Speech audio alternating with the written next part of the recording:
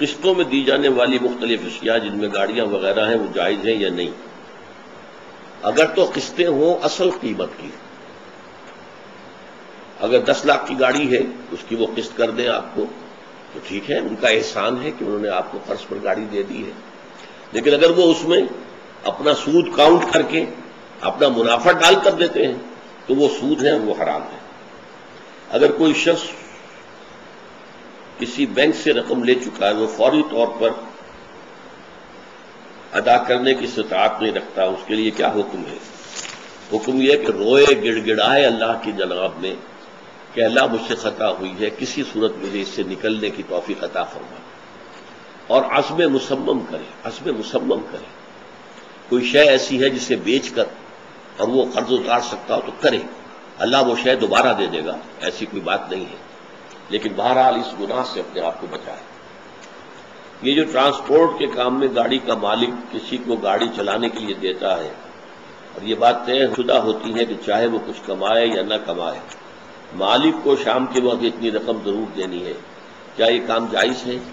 جی ہاں، یہ جائز ہے، اس لیے کہ یہ کرایہ کی شکل بن جائے گی کہ ایک مالک نے اپنی گاڑی کرائے پر آپ کو دی ہے، وہ کرایہ روز کا اتنا ہے. اب اگر آپ کو پسند ہے تو آپ لیجئے، نہیں پسند ہے تو چھوڑ دیجیے. تو اس میں تو جو ریٹ وغیرہ ہیں پھر وہ مارکیٹ کے حالات سے خود بخود سیٹل ہو جاتے ہیں. اگر کوئی مالک جو ہے بہت زیادہ مانگ رہا ہے تو اس کا رکشہ کوئی لے گا ہی نہیں، کوئی گاڑی لے گا ہی نہیں. تو گویا کہ یہ ڈیمانڈ اینڈ سپلائی کے حوالے سے یہ چیزیں خود بخود ایڈجسٹ ہو جاتی ہیں. لیکن یعنی فقہی طور پر، بنیادی طور پر یہ حرام نہیں ہے. خدا خود میر محفل بود اندر لامکان خسرو، حقیقت ذکر میں فرمایا. لامکان کیا ہے ذرا روشنی ڈالیں. یہ جو ہے ہمارا موجودہ یونیورس، یہ time and space and time اس کا مرکب ہے. لیکن ایک عالم وہ ہے جس کو ہم عالم ارواح بھی کہہ سکتے ہیں، وہ اس ٹائم اور اسپیس سے ماورا ہے، وہ لامکان ہے. اس کے لیے کوئی مکان جو ہے محدود نہیں ہے، وہ کسی ایک اسپیس کے اندر محدود نہیں ہے. آج کل دوا ساز کمپنیاں اپنی پروڈکٹس کی پروموشن کی خاطر ڈاکٹرز اور ان کی فیملیز کو بیرون ملک اپنے خرچ پر سیر و تفریح کے لیے بھیجتی ہیں. مندرجہ ذیل صورتوں میں تقویٰ کے اعتبار سے اس معاملے میں آپ کی کیا رائے ہے؟ اگر دوا معیاری نہ ہو اور ڈاکٹر اسے پرسکرائب کرنا نہ چاہتا ہو. نمبر 2، دوا معیاری بھی ہو اور ڈاکٹر ہر حالت میں اسے پرسکرائب بھی کرنا چاہتا ہو. اس ضمن میں یہ خیال رہے کہ عام طور پر اداروں نے اس کام کے لیے بجٹ پہلے ہی سے مختص کر رکھا ہوتا ہے. اگر ایک ڈاکٹر سیر و تفریح کو نہ جائے تو وہ یقیناً کسی اور کو بھیج دیں گے. نہیں، میرا یہ خیال ہے کہ پہلی صورت میں آپ کو نہیں جانا چاہیے. جب آپ کی رائے ہے کہ دوا معیاری نہیں ہے تو اس دوا کو پروموٹ کرنے کے آپ حق میں نہ ہو اور آپ اس میں حصہ نہ لیں. باقی یہ کہ کوئی اور جاتا ہے تو وہ اپنے فعل کا ذمہ دار ہوگا، آپ تو ذمہ دار نہیں ہیں. البتہ یہ ہے کہ دوسری شکل کے اندر اس میں قطعاً کوئی حرج نہیں، آپ جائیں. احادیث مبارکہ کی روشنی میں شب برات کی کیا اہمیت ہے؟ کیا اس رات کی عبادت ٹھیک ہے؟ شب برات کا روزہ رکھا جاتا ہے، اس کی صحیح حیثیت کیا ہے؟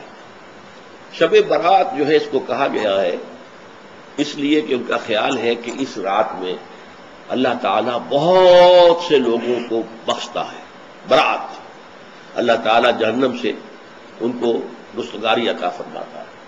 اس کے ضمن میں جو صحیح احادیث ہے صرف ایک ہے، اور وہ یہ ہے کہ حضرت عائشہ صدیقہ رضی اللہ تعالیٰ عنہ بیان کرتی ہے کہ ایک روز حضور کی میرے ہاں شب باشی کی باری تھی، لیکن میری رات کو آنکھ کھلی تو حضور نہیں تھے موجود.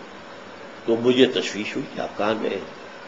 تو میں ڈھونڈتی ہوئی وہ یا کسی اور کو آپ نے بھیجا، بہرحال مجھے پوری تفصیل یاد نہیں ہے. تو معلوم ہوا کہ آپ جنت البقیع میں گئے ہوئے ہیں اور وہاں پر استغفار کر رہے ہیں اللہ سے، اور تمام جو بھی وہاں پر مردے دفن ہیں ان کے لیے مغفرت کی دعا کر رہے ہیں. بس یہ ثابت ہے. باقی اب اس میں جو ہے ہندوؤں سے ہم نے مانگ لی دیوالی، تو دیوالی جو ہے وہ روشنی کی جا رہی ہے اور بتیاں جلائی جا رہی ہیں. تو مختلف لوگوں سے ہم نے بورو کی ہیں چیزیں. جیسے عید میلاد النبی ہے وہ ہم نے کرسچن سے بورو کر لی. اب اس میں جو ہے روشنیاں کی جا رہی ہیں، یہ دیوالی کا گویا کہ ہم نے توڑ فراہم کیا ہے یا اس کی نقل ہم کر رہے ہیں. یہ چیزیں نہیں. البتہ نماز رات کی عبادت تو ہر رات میں بہت اعلیٰ ہے. چلیے اگر اور دنوں میں نہیں ہوتا ہے اس رات کو آپ کو، کیونکہ حضور نے بھی استغفار کیا خاص طور پر جا کر جنت البقیع میں، تو اگر آپ بھی کریں، نماز پڑھیں اور استغفار کریں تو کیا ہے، بہت اچھی بات ہے، اس میں تو کوئی حرج کی بات ہے ہی نہیں. لیکن اسے کوئی تہوار کی طرح منانا، پٹاخے چھوڑنا اور جو ہے وہ روشنی کرنا، یہ بھارت صحیح نہیں ہے.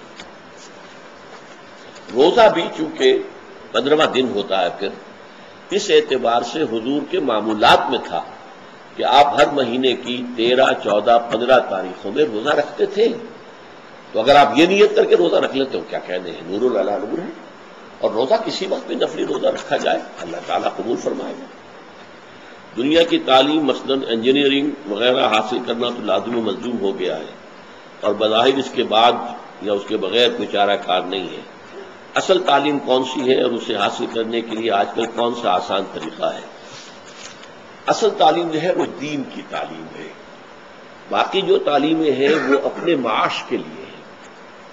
آپ کو انجینئر ہوں گے، ڈاکٹر ہوں گے تو پیشہ اختیار کریں گے، آپ کی معاش بہتر ہوگی، تو یہ در حقیقت معاش کے لیے ہے. لیکن یہ کہ دین کا علم حاصل کرنا 2 درجوں میں ہے.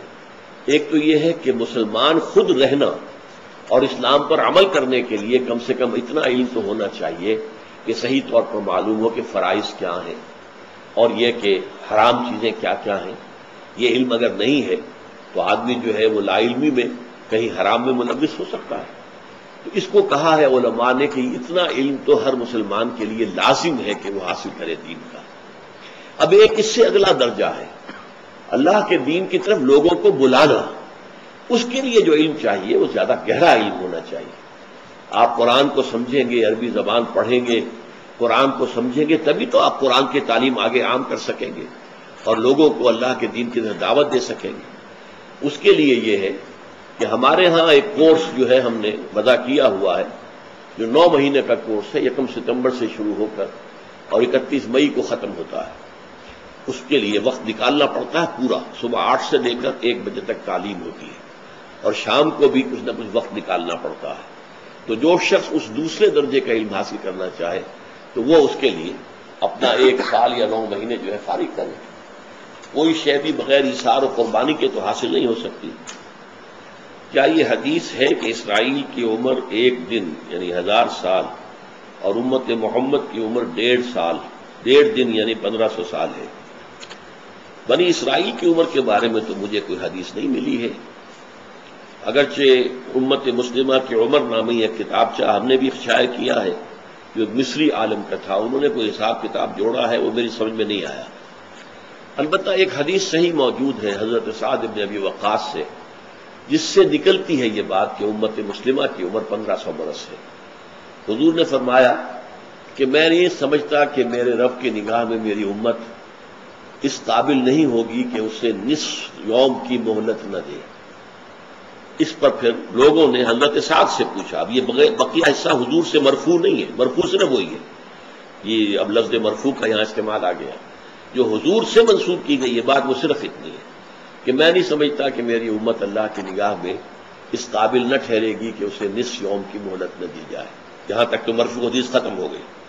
اب لوگوں نے پوچھا حضرت سعد سے جو راوی تھے یہ نصف یوم سے کیا مراد ہے؟ تو انہوں نے فرمایا 500 برس. اللہ کا 1 دن 1000 برس کا ہوتا ہے اور عام حالات میں اللہ تعالیٰ کی طرف سے جو بھی کوئی تدبیر نازل ہوتی ہے وہ 1000 برس کی ہوتی ہے. تو اس کے بعد 500 اور، تو گویا کہ اس حدیث کی روح سے 1500 جو ہے اور 15ویں صدی گویا کہ آخری صدی ہوگی اس حدیث کی روح سے. باقی ان چیزوں کے بارے میں کوئی یقینی بات ہم نہیں کہہ سکتے. بارک اللہ لی ولکم فی القرآن العظیم ونفعنی وإیاکم بالآیات والذکر الحکیم.